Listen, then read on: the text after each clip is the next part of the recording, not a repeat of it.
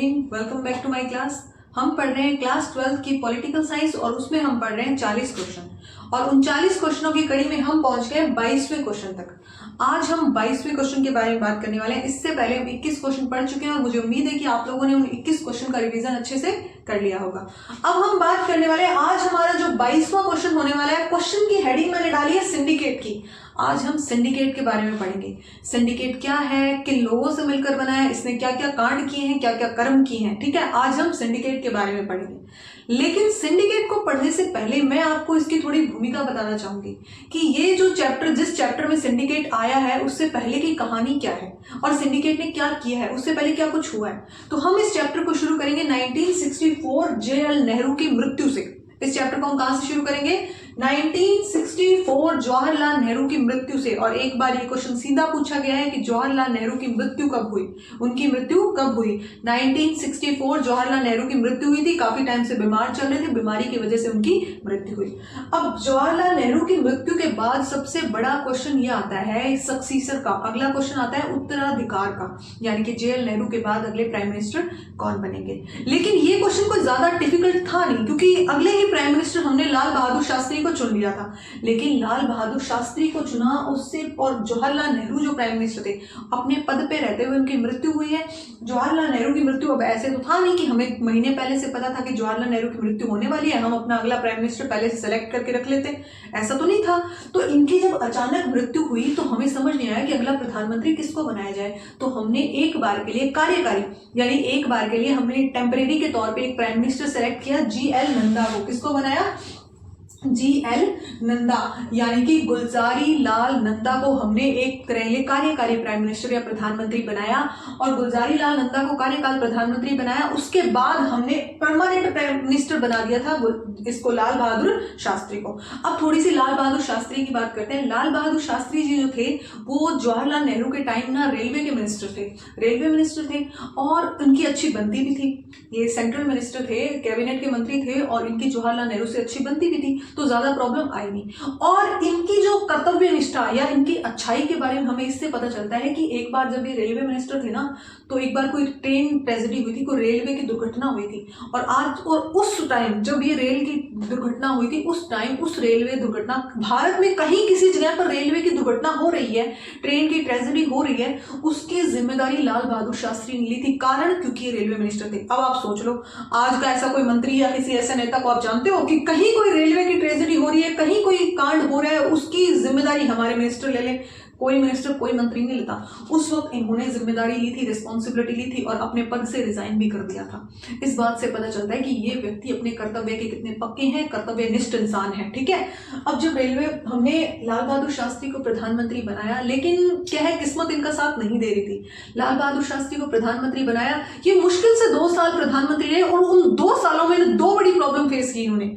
2 सालों में 2 बड़ी समस्याएं इन्होंने फेस की। सबसे पहली बात लाल बहादुर शास्त्री की। लाल बहादुर शास्त्री जो थे, लाल बहादुर शास्त्री की मृत्यु भी मैंने यहाँ साथ में लिख दिया, 1966 में इनकी मृत्यु हो गई। अब 66 में इनकी मृत्यु हो गई और ये 2 साल ही मुश्किल से प्राइम मिनिस्टर रहे, 64 से 66 के प्राइम मिनिस्टर रहे। इस इतने से टाइम पीरियड में 2 बड़ी प्रॉब्लम फेस की। सबसे पहले तो इन्होंने कौन सी प्रॉब्लम फेस की? 1965 इंडिया पाकिस्तान वॉर, पहला ऐसा टाइम जब इंडिया और पाकिस्तान एक दूसरे को फेस ऑफ कर रहे हैं, एक दूसरे के सामने फेस टू फेस आ रहे हैं।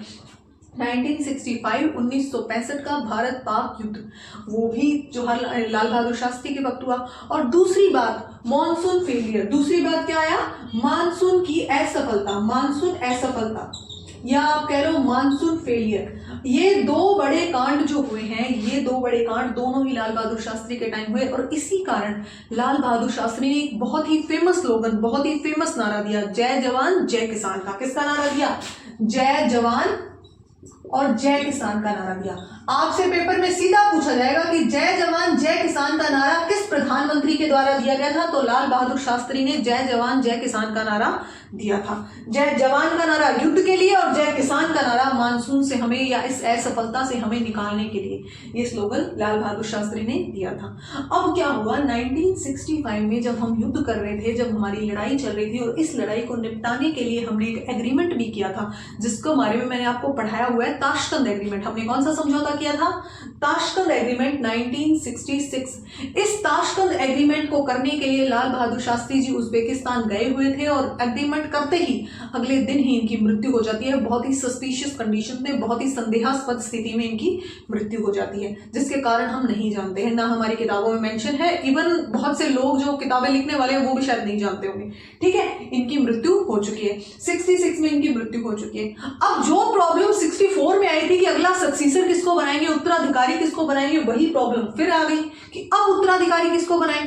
जैसे जवाहरलाल नेहरू के बाद तो लाल बहादुर शास्त्री थे, जिनको हमने सक्सेसर बना दिया, उत्तराधिकारी एज अ प्राइम मिनिस्टर बना दिया।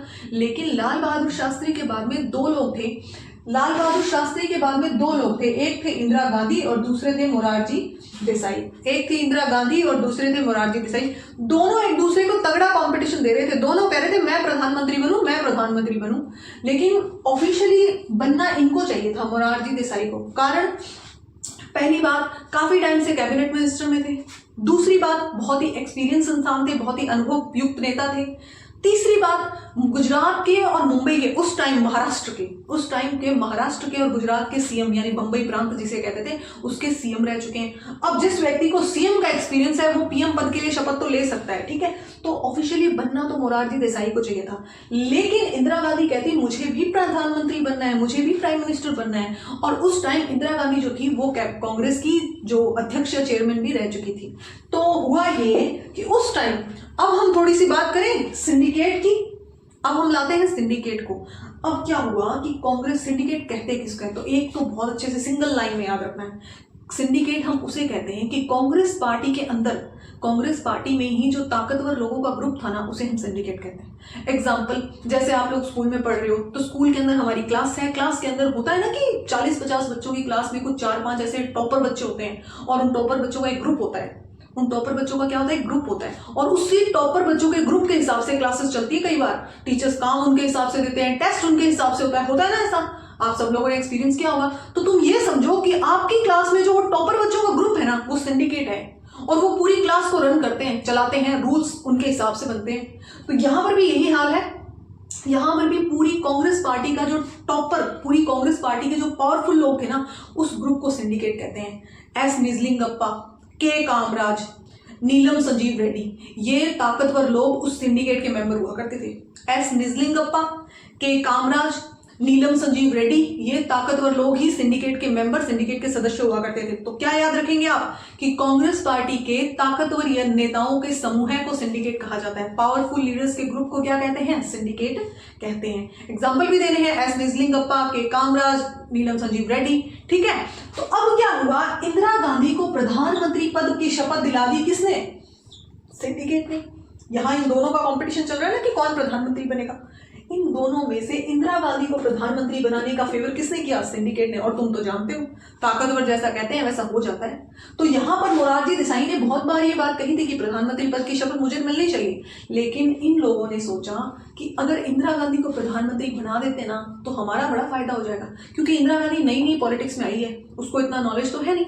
अब जब उसको नॉलेज नहीं है तो वो सारा काम हमसे पूछ कर करेगी, सारा काम हमसे पूछ के करेगी। सिंडिकेट का मकसद क्या था इंदिरा गांधी को प्रधानमंत्री बनाने का, कि इंदिरा गांधी को नॉलेज है नहीं, एक्सपीरियंस है नहीं, तो जब ये प्रधानमंत्री बनेगी तो इसके कंधे पे बंदूक रख के हम चलाएंगे, मतलब देश हम चलाएंगे, प्रधानमंत्री ये होगी, मुगड़ा इनका आगे कर देंगे और देश हम चलाएंगे। ये विचार थे उनके, ये सोच थी उनकी। इसलिए उन्होंने बड़े ही गुप्त मतदान से, सीक्रेट वोटिंग करवाकर प्रधानमंत्री किसको बना दिया, इंदिरा गांधी को प्रधानमंत्री पद दे दिया। और एक और बात, इंदिरा गांधी को जब प्रधानमंत्री बनाया गया था ना, देश बड़ी ही दयनीय कंडीशन में था, बड़ी ही बुरी हालत में इंदिरा गांधी को देश मिला था हमारा। मॉनसून फेलियर था, युद्ध के बाद की स्थिति हम फेस कर रहे थे, युद्ध के बाद के हालात बहुत बुरे होते हैं जो हम महसूस कर रहे थे। बात है 1967 की, आप तो जानते हो युद्ध, अभी अभी हमने 1.5 साल पहले युद्ध खत्म किया है, युद्ध हम फेस कर रहे हैं, फूड क्राइसिस हम फेस कर रहे हैं, मानसून फेलियर हो गया तो फूड क्राइसिस, खाद्यान्न का संकट हम फेस कर रहे हैं। उसके अलावा हमारे देश के अंदर बेरोजगारी बहुत पीक पर थी, गरीबी बहुत ज्यादा बढ़ रही थी, पॉवर्टी, अनएम्प्लॉयमेंट, ये सब पीक पर थे अपने। यानी कि इंदिरा गांधी को जब देश मिला था ना, बड़ी ही क्रूशियल कंडीशन में, बड़ी ही बुरी स्थिति में मिला था। बात है 1967 की। अब 1967 के बाद क्या हुआ, जब इंदिरा गांधी प्रधानमंत्री बनी, ये सब मैंने आपको बताया कि इंदिरा गांधी को बुरी स्थिति में देश मिला। लेकिन उसके बाद क्या हुआ, 67 में आ गए चुनाव, 67 में आ गए चुनाव। और चुनाव कौन से, जनरल इलेक्शन। चुनाव कौन से? जनरल इलेक्शन, यानी कि राज्यों के चुनाव, यानी कि राज्यों के चुनाव। अब राज्यों के चुनाव आ गए तो राज्यों के चुनाव में हुआ ये कि इंदिरा गांधी प्रधानमंत्री पद पर आई थी, नई नई आई थी, ताजी ताजी। अब क्या हुआ, 67 के अंदर चुनाव आ गए, देश की हालत बहुत खराब। 67 में जब चुनाव होते हैं तो उस 67 के चुनाव के अंदर इंदिरा गांधी बहुत कोशिश करती है देश को बचाने की, देश के लिए हालत सुधारने की कोशिश करती है। करने क्या कुछ करेगी हम वो देखते हैं। तो सबसे पहले तो उसके पास जब कोई और तरीका बचा नहीं ना, तो वो क्या करती है, सबसे पहले हमारी करेंसी को डीवैल्यू कर देती है। हमारी जो मुद्रा है, हमारा जो रुपया है, उसका अवमूल्यन कर देती है। जो रुपया कभी डॉलर के बराबर हुआ करता था, उसे डॉलर के मुकाबले 7 रुपये कर दिया, यानी $1 7 रुपये। जो कभी डॉलर के बराबर, जब हम आज़ाद हुए थे ना, $1 1 रुपया था, ठीक है। लेकिन इंदिरा गांधी जी प्रधानमंत्री बनी और देश की इतनी बुरी हालत देखी, तो उस हालत को सुधारने के लिए, महंगाई को कम करने के लिए, इन सबको करने के लिए रुपए की वैल्यू, करेंसी को डीवैल्यू कर दिया है, करेंसी का अवमूल्यन कर दिया और करेंसी $1 के बराबर 7 रुपये कर दी। इसके बावजूद महंगाई बढ़ रही थी, बेरोजगारी पीक पर थी, गरीबी पीक पर थी, इतना कुछ हो रहा था। ये तो आप जानते हैं कि अब इतना कुछ हो रहा है तो इसका फायदा कौन उठाएगा? इतना कुछ हो रहा है कांग्रेस के टाइम में या इंदिरा गांधी के टाइम में, तो इसका फायदा कौन उठाएगा? इसका फायदा उठाएंगे ऑपोजिशंस पार्टी। इसका फायदा उठाया विपक्षी दलों ने, कम्युनिस्ट पार्टी, मार्क्सवादी, मार्क्सिज्म, लेनिनवादी पार्टी, ये जो भी ऑपोजिशन की पार्टियां थी, सबने खूब हड़तालें, खूब दंगे, खूब हड़तालें, स्ट्राइक वगैरह करवाई, इंदिरा गांधी के खिलाफ नारे लगवाए, बहुत कुछ करवाया। उसके बाद क्या हुआ 1967, उसके बाद क्या हुआ कि राम मनोहर लोहिया नाम के एक व्यक्ति थे, याद करना है बहुत अच्छे से, कौन थे? राम मनोहर लोहिया। अब ये राम मनोहर लोहिया जो थे ना, ये एक विचार लेकर आए, ये एक थॉट लेकर आए। ये क्या लेकर आए? एक विचार लेकर आए, एक थॉट लेकर आए। इनका विचार क्या था? इनका थॉट ये था कि नॉन कांग्रेसिज्म। तुमको ये पूछा जाएगा कि गैर कांग्रेसवाद की नीति कौन लेकर आया था? नॉन कांग्रेसिज्म की नीति कौन लेकर आया था? कौन लेकर आया था? Ram Manohar Lohia. Non Congressism, non Congressism या फिर गैर कांग्रेसवाद, या फिर गैर कांग्रेसवाद। अब ये नॉन कांग्रेसिज्म या गैर कांग्रेसवाद क्या होता है? नॉन कांग्रेसिज्म या गैर कांग्रेसवाद से आप लोग क्या समझते हैं? इसका मतलब ये होता है कि कांग्रेस के खिलाफ, लोगों को कांग्रेस के खिलाफ करना, कांग्रेस के खिलाफ नीति बनाना, पॉलिसीज बनाना, यानी पूरी गवर्नमेंट को या सबको कांग्रेस के खिलाफ करना, नॉन कांग्रेसिज्म कहलाता है। ये नीति लेकर कौन आए? राम मनोहर लोहिया लेकर आए, ठीक है। अब ये भी हमारी बात, जो ये जितनी बातें हमने पढ़ी है ना, इसके बाद एक छोटी सी बात और बता देती हूँ, फिर आपको एक और चीज, नई चीज बताऊंगी। अब 67 तक पहुंच गए हैं। 67 में हमारे देश के अंदर इलेक्शन होते हैं और 67 में जब वो इलेक्शन होते हैं, उस इलेक्शन के अंदर हमारे देश के अंदर नॉन कांग्रेसिज्म आ गया, कांग्रेस को खिलाफ, यानी कि मोटी मोटी ये बात है कि पूरी चीजें कांग्रेस के खिलाफ होने लगी। और जब सारी चीजें कांग्रेस के खिलाफ होने लगी है, तो हम ये देखेंगे कि एक इलेक्शन का रिजल्ट भी आता है। और जब 67 के इलेक्शन का रिजल्ट आता है ना, जो राज्यों का इलेक्शन था या जनरल इलेक्शन था, उस इलेक्शन के अंदर जब रिजल्ट आता है, तो उस रिजल्ट को हम पॉलिटिकल अर्थक्वेक कहते हैं, राजनीतिक भूकंप कहते हैं। उसे हम क्या कहते हैं? राजनीतिक भूकंप कहते हैं। राजनीतिक भूकंप, कारण राजनीतिक भूकंप या पॉलिटिकल अर्थक्वेक क्यों कहा जाता है? इसे पॉलिटिकल अर्थक्वेक या राजनीतिक संकट इसीलिए कहा जाता है क्योंकि उस वक्त जो रिजल्ट आए थे ना, इलेक्शन के जो परिणाम निकले थे, वैसे परिणाम कांग्रेस ने कभी फेस नहीं किए, वैसे कांग्रेस ने कभी परिणाम फेस नहीं किए थे। उसके कारण क्या थे? उसके कारण हम ये पढ़ेंगे कि कांग्रेस का जब रिजल्ट आया तो रिजल्ट में क्या हुआ, जितने भी टॉप के लीडर थे, जो खुद को सिंडिकेट के मेंबर कहते थे, वो अपने अपने राज्यों से हार गए। वो क्या हो गए? अपने अपने राज्यों से हार गए। फॉर एग्जाम्पल, के कामराज कहाँ से थे? हम इसे पहले भी पढ़ चुके हैं। के कामराज, मैंने आपको कामराज प्लान बताया था, तब मैंने बताया था ना कि के कामराज का संबंध कहाँ से है? तमिलनाडु से है। और ये भी याद करो कि तमिलनाडु में मिड डे मील का जो प्लान है वो के कामराज लाए थे। ये भी क्वेश्चन पूछा जा सकता है। के कामराज जो है वो मिड डे मील का प्लान कौन लेकर आए थे? तमिलनाडु में के कामराज लाए थे। तो के कामराज का संबंध कहाँ से? तमिलनाडु से, ठीक है। तमिलनाडु से के कामराज, वेस्ट बंगाल से अतुल्य घोष, वेस्ट बंगाल से अतुल्य घोष, बिहार से के बी सहाय, बिहार से के बी सहाय। इतने ये ताकतवर नेता, ये ताकतवर लोग अपने अपने राज्यों से हार गए। मतलब जहां इलेक्शन हो रहे थे वहां अपने अपने राज्यों से हार गए। अब सिंडिकेट के मेंबर अगर अपनी सीटों से हार रहे हैं तो नॉर्मल लोगों की तो हम क्या ही बात करें। उस वक्त कांग्रेस टोटल 9 राज्यों में अपनी सरकार खो दी थी। कांग्रेस ने 9 राज्यों में अपनी सरकार खो दी थी। और ये कहानी हम 67 की पढ़ रहे हैं या 67 के आसपास की पढ़ रहे हैं। उससे पहले के 3 जनरल इलेक्शन जिसमें कांग्रेस 300 प्लस सीटें, यानी कि भारत के सारे राज्यों में कांग्रेस सरकार बना रही है। और यहाँ पर 9 बड़े राज्यों में सरकार हार गई अपनी। यहाँ 9 बड़े राज्यों में सरकार आ गई, जिनमें से 7 में तो कंप्लीट बहुमत ही नहीं मिला, 7 में तो मेजोरिटी नहीं मिली, और 2 में उसने गठबंधन किया। 2 में उसने क्या किया? गठबंधन किया। 7 में तो सरकार ही नहीं मिली और 2 में क्या किया? गठबंधन किया। याद रखना है, 7 में तो सरकार ही नहीं बनी, मेजोरिटी नहीं मिली, और 2 में गठबंधन किया। 7 राज्यों में जैसे ये केरल हो गया और तमिलनाडु, जिसे उस टाइम मद्रास कहते थे, उस टाइम मद्रास कहते थे। और पार्टी कौन सी जीती? डीएमके। कौन सी पार्टी? डीएमके। मैं आपको कुछ एक स्पेशल पर्टिकुलर डे पे आपको सारी रीजनल पार्टियों के सामने उनके स्टेट लिखाऊंगी। डेफिनेटली एक आध तो हमसे पूछेंगे, और ना तो मैचिंग में पूछ लेंगे हमसे, 2 नंबर की मैचिंग भी तो आएगी, उसमें पूछ लेंगे कि किस स्टेट की कौन सी रीजनल पार्टी है। मैं आपको पर्टिकुलर सारी रीजनल पार्टीज एक दिन लिखवाऊंगी, ठीक है? जब हमारे क्वेश्चन एंड पर होंगे उस वक्त हम बात करेंगे। तो तमिलनाडु के अंदर डीएमके पार्टी जो है वो जीत गई। ऐसी प्रकार केरल के अंदर सीपीआई जैसी पार्टी जीत गई। और इन जिन राज्यों में कांग्रेस हारी थी उन राज्यों में अदर विपक्षी पार्टियां जीतने लग गई थी। यहाँ पर कांग्रेस बुरी तरह हारी। उसके बाद क्या हुआ? अब एक वर्ड आया गठबंधन, एक शब्द आया गठबंधन। हम बात करेंगे गठबंधन के बारे में। किसके बारे में बात करेंगे? गठबंधन कह लो, या फिर आप इसे अलायंस कह लो, या फिर आप इसे कोलिशन भी कह लो, या फिर आप इसे कोलिशन भी कह लो। आप इसे गठबंधन, अलायंस, कोलिशन भी कह सकते हो। गठबंधन पढ़ने से पहले एक छोटी सी चीज बताती हूँ। हमने पीछे जितनी भी चीज पढ़ी वो सारी 60 के दशक की थी। कौन से दशक की थी? 60 के दशक की बात की थी हमने। 1960 के दशक की बात की है। इससे पहले मैंने आपको इस चैप्टर में जितनी बातें बताई है वो 1960 के दशक की बातें थी कि नहीं थी? 1960 के दशक की बातें थी, और मैंने आपको शायद ही कोई अच्छी बात बताई है। इसलिए हम ये भी कह सकते हैं कि 1960 के दशक को या 1960 के डिके को खतरनाक दशक भी कहते हैं। क्या कहते हैं इसे? खतरनाक दशक भी कहते हैं। खतरनाक दशक या फिर डेंजरस डिके भी कहते हैं। डेंजरस डिके या खतरनाक दशक भी कहते हैं। 2 नंबर पे क्वेश्चन पूछा गया है कि 1960 के दशक को खतरनाक दशक क्यों कहते हैं। इसके पीछे कई सारे कारण हैं। सबसे पहले उन कारणों की बात कर लेते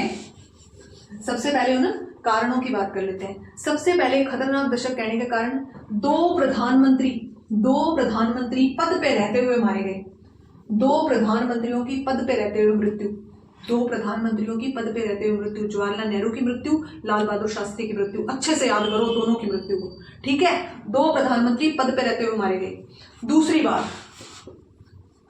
2 बड़े युद्ध हमने लड़े। 1962 चीन के साथ, 1965 पाकिस्तान के साथ। 1962 चीन के साथ और 1965 पाकिस्तान के साथ 2 बड़े युद्ध हमने लड़े। और जिनमें से एक युद्ध में हमें हार मिली थी और दूसरे युद्ध में हम जीते थे। लेकिन जो भी हो, हार जीत अलग बात है, लेकिन युद्ध के बाद जो तबाही मचती है, युद्ध के बाद जो मतलब प्रॉब्लम क्रिएट होती है, वो तो हर कंट्री को फेस करनी पड़ती है ना, चाहे दोनों में से कोई जीते कोई हारे। तो वो हम प्रॉब्लम की बात कर रहे हैं यहाँ पे, ठीक है? तीसरी बात, मानसून फेल,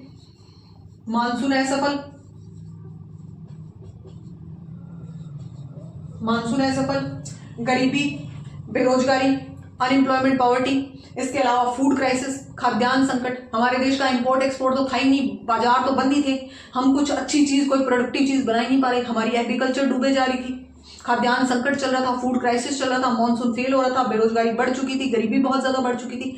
ये इतने कारण आपको लिखकर ये लिखना है कि इन्हीं कारणों की वजह से 1960 के दशक को खतरनाक दशक कहते हैं। 2 मेन बातें ये याद रख लेना, 2 प्रधानमंत्री मरे, 2 बड़े युद्ध हमने लड़े, ठीक है?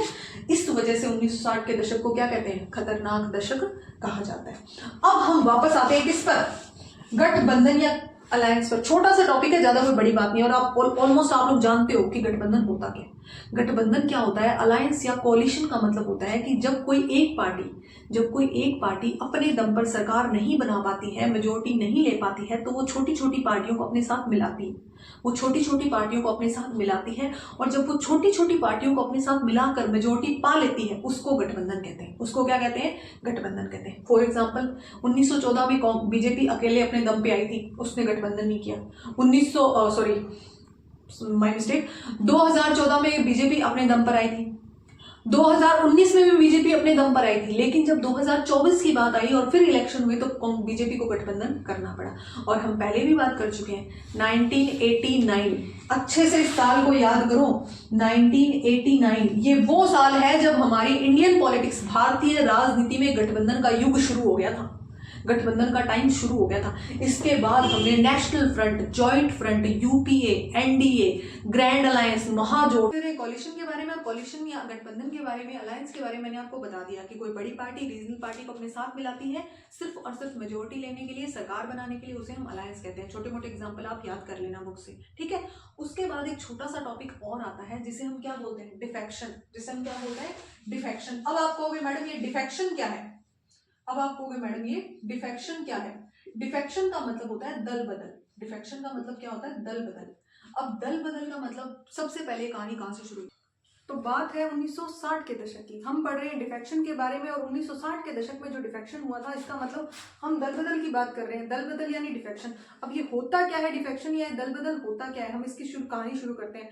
बात 1960 की। 1960 में हरियाणा के सीएम थे गयालाल। हरियाणा के सीएम थे गयालाल, और गयालाल ने 9 घंटों के अंदर अंदर तकरीबन 3 पार्टी चेंज कर ली। डिफेक्शन का मतलब क्या होता है? जब एक रिप्रेजेंटेटिव जीतने के बाद या जीतने से पहले या पार्टी के रूलिंग के टाइम एक पार्टी को छोड़कर दूसरी पार्टी में शिफ्ट हो जाता है, उसे हम डिफेक्शन या दल बदल कहते हैं। मतलब एक व्यक्ति ने किसी लालच के जरिए, किसी भी वजह से, किसी लालच में आकर किसी भी वजह से एक बंदा पार्टी छोड़कर दूसरी पार्टी में चला जाता है, तो उसे हम डिफेक्शन या दल बदल कहते हैं। इससे क्या होता है? कई बार बड़ी बड़ी पार्टी की मेजोरिटी गिर जाती है, बड़ी बड़ी रूलिंग पार्टी भी अपनी जो बहुमत है उसे खो देती है। इसका ये बहुत बड़ा नुकसान है। अब क्या हुआ? हरियाणा के सीएम थे गयालाल, जिन्होंने 9 घंटों में 3 बड़ी बड़ी पार्टियां चेंज कर ली। इस वजह से रूलिंग पार्टी को बहुत ज्यादा नुकसान हुआ, ठीक है। उसके बाद हमारी गवर्नमेंट ने 1985 में का, ये आपको बहुत अच्छे से याद करना है क्योंकि इसमें सिंगल फैक्ट यही बताया जा रहा है। 1985 के अंदर क्या हुआ? हमने कॉन्स्टिट्यूशन अमेंडमेंट किया। कौन सा? 52वां। कौन सा कॉन्स्टिट्यूशन अमेंडमेंट किया? 52वां कॉन्स्टिट्यूशन अमेंडमेंट किया। और हमारी जो लिस्ट थी, या आप उसे शेड्यूल भी कह सकते हो, हमारी जो लिस्ट या शेड्यूल भी कह सकते हो, उस शेड्यूल नंबर था 10। उस 10वें शेड्यूल के अंदर कॉन्स्टिट्यूशन अमेंडमेंट हमने 52वां किया। साल था 1985 का, और हमने एंटी डिफेक्शन लॉ बनाया। कौन सा लॉ बनाया? एंटी डिफेक्शन लॉ या दल बदल विरोध कानून बनाया। उस दल बदल विरोध कानून के अंदर यह बताया गया कि अगर कोई व्यक्ति पार्टी चेंज करता है तो उस पर जुर्माना लगाया जा सकता है और उसे सजा भी हो सकती है। इस प्रकार हमारी बुक के अंदर डिफेक्शन का इतना ही एग्जांपल दिया गया। आज हम डिफेक्शन के बारे में इतना ही पढ़ने वाले हैं। अब कल की क्लास के अंदर हम क्या बात करेंगे? कल की क्लास के अंदर हम अपनी पार्टी कांग्रेस पार्टी या इंदिरा गांधी को आमने सामने लेकर आएंगे, प्रेसिडेंट का इलेक्शन करवाएंगे, और फिर फाइनल इलेक्शन करवाकर हम कांग्रेस की दोबारा स्थापना भी करवाने वाले हैं। ओके गाइज, तो बाकी कहानी हम पढ़ चुके हैं, हम पहले हमने डिस्कस कर लिया। अब आगे के क्वेश्चन को हम आगे की क्लास में कंप्लीट करेंगे, पीछे आप रिवाइज करते चलें। Okay, thank you so much guys, all the very best, fine.